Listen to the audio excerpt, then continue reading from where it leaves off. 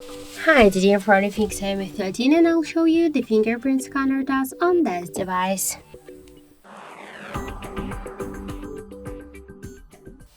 So I just set up my fingerprint to the scanner. Now I'll make a couple of tries to unlock the device with my fingerprint and we'll see how fast this feature is and does it works. So let's start.